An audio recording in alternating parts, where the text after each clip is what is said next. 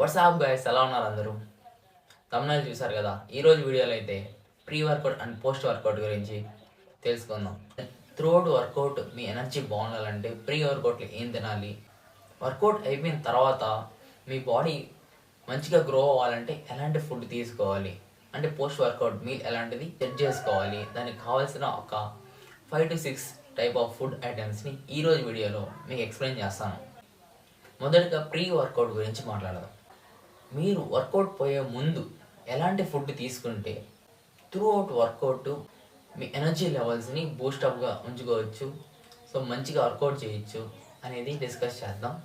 ఒక 5 types of food ఐటమ్స్ని చెప్తాను, so note చేసుకోండి. ఒక half an hour or 45 minutes ముందు జిమ్కి వెళ్ళే ముందు తినేసి వెళ్ళడానికి ట్రై చేయండి. ఫస్ట్ ఐటమ్ వచ్చేసి బ్రెడ్ అండ్ పీనట్ బటర్.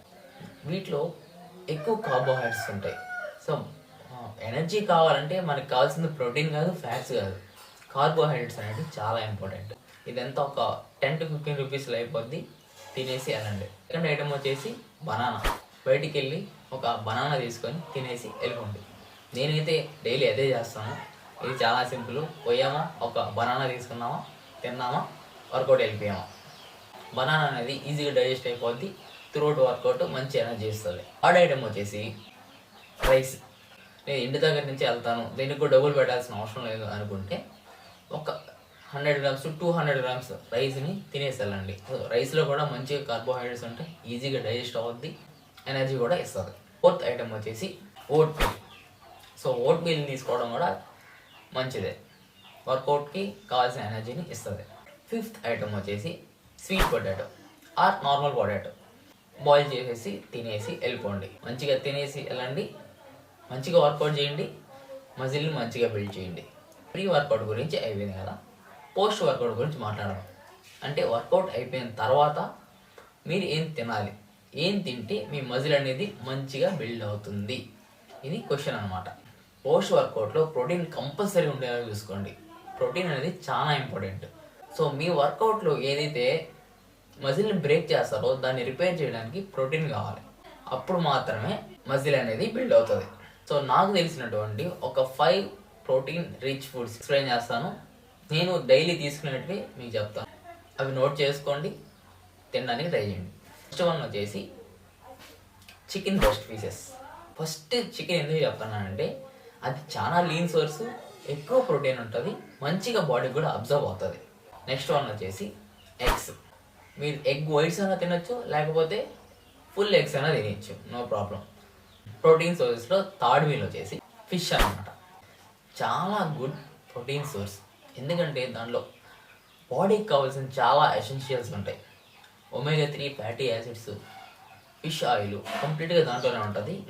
ఇంకా వేరే సోర్స్లో అట్లాంటివి ఉండవు అనమాట.